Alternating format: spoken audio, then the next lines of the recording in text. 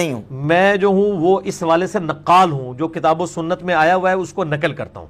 میں نے کبھی دعویٰ نہیں کیا کہ میں اسماء و رجال کا ماسٹر ہوں یا کوئی میں محدث ہوں۔ میں جو ویل انوینٹ ہوا ہوا ہے وہ میں آپ کو ویل بیچتا ہوں، ٹھیک ہے؟ اگر ویل میں کہیں خرابی موجود ہے تو وہ بنانے والی کمپنی سے آپ رابطہ کریں گے۔ یعنی تمہارے اندر اتنی صلاحیت نہیں ہے کہ تم از خود کسی حدیث کو صحیح یا کسی حدیث کو ضعیف قرار دے سکو۔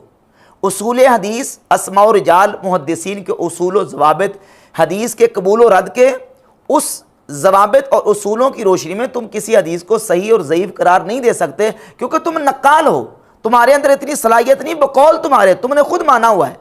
تو نقل پیش کرو، نقال کا کام ہے نقل پیش کرنا، لیکن تمہارے پاس کوئی نقل نہیں ہے۔ مرزا جیلمی نقل پیش کرنے میں فیل ہو گیا، حوالہ پیش کرنے میں فیل ہے، بالکل ایک حوالہ بھی مرزا نے پیش نہیں کیا، اور دعویٰ یہ کیا کہ یہ جو مفتی ہے، چھوٹا مفتی، یہ کہتا جی کہ چھوٹا سا مفتی ہے آج کل جسے مشہور ہونے کا بڑا شوق ہے، لیکن اس کی خواہش پوری نہیں ہوگی۔ اس نے بھی اپنے زوم میں جواب دیا ہے، اور کہتا ہے جن کتابوں سے جواب دیا ہے انہی کتابوں کے اندر محدثین نے اس حدیث کو ضعیف لکھا ہے، جبکہ میں پوری دیانتداری کے ساتھ، پوری ایمانداری کے ساتھ یہ بات عرض کر رہا ہوں، جن کتابوں سے میں نے اس حدیث کا حوالہ پیش کیا ہے، درجن سے زائد کتابوں میں، کسی ایک کتاب میں بھی ان محدثین نے اس حدیث کو ضعیف اور جعلی قرار نہیں دیا۔ دیانتداری کے ساتھ عرض کر رہا ہوں، کسی ایک محدث نے بھی اس کو ضعیف قرار نہیں دیا، اور مرزا کہتا ہے جن درجن سے زائد کتابوں کے حوالہ جات پیش کیے ہیں انہی کتابوں میں اس حدیث کو ضعیف قرار دیا گیا ہے۔ بالکل جھوٹ ہے، غلط بیانی ہے، جبکہ میں نے محققین اور محدثین کے حوالہ جات پیش کیے ہیں کہ اس واقعے کی اور اس حدیث کی انہوں نے باقاعدہ تصحیح کی ہوئی ہے، جیسے کہ یہ کتاب ہے المصنف لابن ابی شیبہ، اور انشاءاللہ آن کیمرہ اس کو ہم دکھائیں گے تاکہ مرزا جیلمی کے جو فالورز ہیں ان کو پتہ چلے کہ یہ کتنی دوغلا پالیسی کرتا ہے اور کتنی ڈنڈی مارتا ہے۔ یہ ہے امام ابو بکر ابن ابی شیبہ کی کتاب المصنف، اس میں حدیث نمبر ہے 34,419، بالکل اس کے نیچے کوئی بھی ضعیف والی کوئی بات نہیں لکھی، ایک لفظ نہیں لکھا، بلکہ اس کے محقق نے نیچے لکھا ہے وَهُوَ عِنْدَ الطَّبْرَانِيِّ فِي الْكَبِيرِ، کہ یہ حدیث طبرانی کبیر میں ہے، اسنادہ صحیح متصل، اس کی سند صحیح ہے، متصل ہے۔ یہ مصنف ابن ابی شیبہ کے محقق نے لکھا ہے۔ آگے چلیے،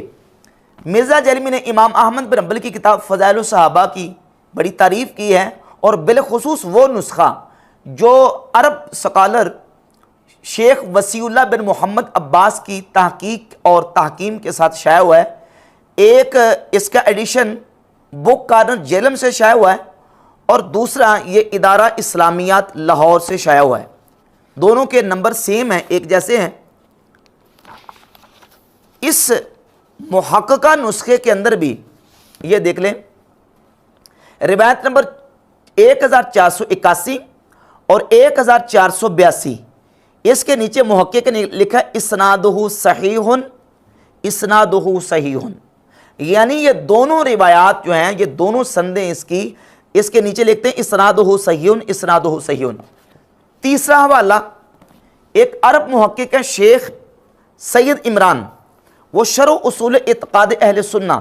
امام لالکائی کی کتاب کی تحقیق کرتے ہوئے نیچے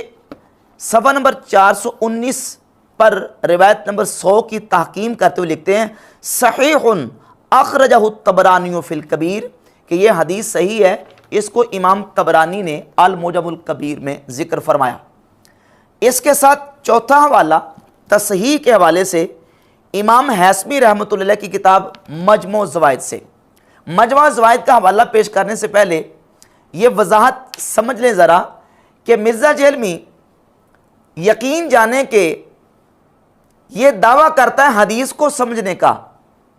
اور حقیقت یہ ہے کہ مرزا جیلمی نے حدیث کیا سمجھنی ہے، اس سے ایک عالم اور محدث کی عبارت نہیں سمجھی گئی، وہ بھی عربی میں نہیں، اردو والے ایڈیشن سے اس نے عبارت پڑھی، اس کا باقاعدہ امیج دکھایا ہے، اس کی باقاعدہ جو نا وہ تصویر دکھائی ہے، اس عبارت کو مرزا جیلمی نہیں سمجھ سکا کہ امام حیثمی رحمۃ اللہ کہنا کیا چاہتے ہیں۔ اس سے پہلے یہ بات سمجھ لیں کہ یہ جو واقعہ سیدنا خالد بن ولید رضی اللہ تعالیٰ عنہ کا کتب احادیث اور فضائل اور سیرت صحابہ میں موجود ہے، یہ 4 سندوں یا اس سے زائد سندوں کے ساتھ موجود ہے، جس میں سے 3 مشہور سندیں ہیں۔ ایک میں ابو صفر تابعی سیدنا خالد بن ولید رضی اللہ تعالیٰ عنہ سے حدیث بیان کرتے ہیں۔ دوسری سند ہے ابو بردہ تابعی سیدنا خالد بن ولید سے حدیث بیان کرتے ہیں۔ اور تیسری اس کی سند ہے قیس بن ابی حازم، وہ سیدنا خالد بن ولید رضی اللہ تعالیٰ سے حدیث کو بیان کرتے ہیں۔ سمجھ لیں، ایک سند ہے ابو صفر والی مسند ابی یعلا میں 7181، دوسری سند ابو بردہ والی المعجم الکبیر طبرانی میں 3718، اور تیسری سند ہے قیس بن ابی حازم والی المعجم الکبیر طبرانی میں 3719۔ امام حیثمی نے مسند ابی یعلا اور طبرانی کبیر کے حوالے سے اس کو ذکر کیا، کہتے ہیں رواہ ابو یعلا و طبرانیوں بنحوہ، اس حدیث کو ابو یعلا نے روایت کیا اور طبرانی نے اسی طرح روایت کیا۔ وَأَحَدُ إِسْنَادَيِ طبرانی، طبرانی کی 2 سندوں میں سے ایک، پھر سمجھ لیں، طبرانی کی 2 سندوں میں سے ایک، رجالہ، اس ایک سند کے رجال رجال صحیح، صحیح کے رجال ہیں، وَهُوَ مُتَّصِلٌ، اور وہ ایک سند متصل ہے۔ طبرانی کی 2 سندوں میں سے ایک سند متصل ہے، اس کے رجال صحیح ہیں اور رجال دونوں کے ثقہ ہیں۔ وَرِجَالُهُمَا ثِقَاتٌ، طبرانی کی دونوں سندوں کے رجال ثقہ ہیں، البتہ ایک جو سند ہے 3719 نمبر، اس کے رجال صحیح کے رجال ہیں، اس کی سند متصل ہے، سند کے راوی دونوں کے ثقہ ہیں۔ الا ان ابا صفر و ابا بردہ ابن ابی موسیٰ لم یسمع من خالد، ہاں البتہ ابو صفر اور ابو بردہ نے سیدنا خالد بن ولید سے حدیث نہیں سنی۔ سندیں تھی 3، امام حیثمی نے جو سند تھی قیس بن ابی حازم والی، اس سند کو صحیح اور متصل قرار دیا، اور جو 2 سندیں تھی، ایک طبرانی کے اندر، ایک تھی مسند ابی یعلا کے اندر، مسند ابی یعلا میں ابو صفر والی 7181 اور طبرانی میں ابو بردہ والی جو کہ تھی 3718 نمبر، ان دونوں سندوں کے بارے میں کہا کہ ابو صفر اور ابو بردہ کی جو دونوں روایتیں ہیں، اس میں ان دونوں کا سیدنا خالد سے سماع ثابت نہیں ہے۔ ہاں البتہ قیس بن ابی حازم والی المعجم الکبیر طبرانی کی جو 3719 نمبر سند ہے وہ بالکل صحیح ہے، اور اس کے رجال صحیح کے، اور وہ متصل ہے۔ یہ تھی اصل عبارت اور اس کا صحیح مطلب۔ لیکن مرزا جیلمی اب میرے اوپر ٹونٹ کر رہا ہے، کہتا ہے جی کہ وہ جو مفتی ہے نا، اس نے 12 کتابوں کے حوالے تو پیش کیے ہیں، اور جب کتاب مجموع الزوائد کا حوالہ پیش کیا تو اس میں اتنا تو پڑھا کہ اس کے رجال صحیح ہیں اور یہ متصل ہے، آگے نہیں پڑھا۔ کہتا آگے پڑھو نا، آگے لکھا ہے کہ یہ حدیث ضعیف ہے۔ اب میں اس پر یہی کہوں گا کہ لعنت اللہ علی الکاذبین۔ یہ مجموع الزوائد پڑھی ہے، آپ عربی کھول کے دیکھ لیں، اردو والی کھول کے دیکھ لیں، ایک لفظ نہیں لکھا کہ جس میں یہ ہو کہ یہ حدیث ضعیف ہے، بالکل نہیں لکھا، بلکہ وہ مسند ابی یعلا سے ایک سند ابو صفر والی، اور طبرانی کبیر سے 2 سندیں، ایک سند قیس بن ابی حازم اور دوسری سند ابو بردہ والی، ان 3 سندوں کا ذکر کر کے کہتے ہیں کہ احد اسنادی طبرانی ہے، طبرانی کی 2 سندوں میں سے ایک سند رجالہ رجال صحیح، اس کے رجال صحیح کے رجال ہیں، وہو متصل، اور وہ سند متصل ہے، رجالہما ثقات، اگرچہ دونوں کے رجال ثقہ ہیں، یعنی ابو بردہ والی بھی اور قیس بن ابی حازم والی، لیکن قیس بن ابی حازم والی جو ہے اس کے رجال بھی ثقہ ہیں اور رجال صحیح کے رجال ہیں، سند متصل ہے۔ ہاں ابو بردہ اور ابو صفر کی مسند ابی یعلا والی، اس کے اندر یہ ہے کہ ان کا خالد بن ولید رضی اللہ تعالیٰ سے سماع ثابت نہیں ہے۔ عبارت خود سمجھ نہیں آئی مرزا جیلمی کو، اور وہ بھی اردو والی،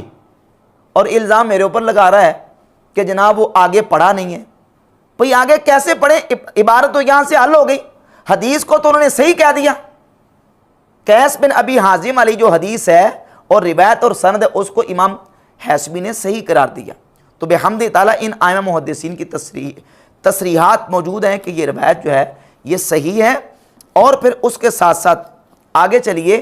کہ اس حدیث کو صحیح مان کر محدثین نے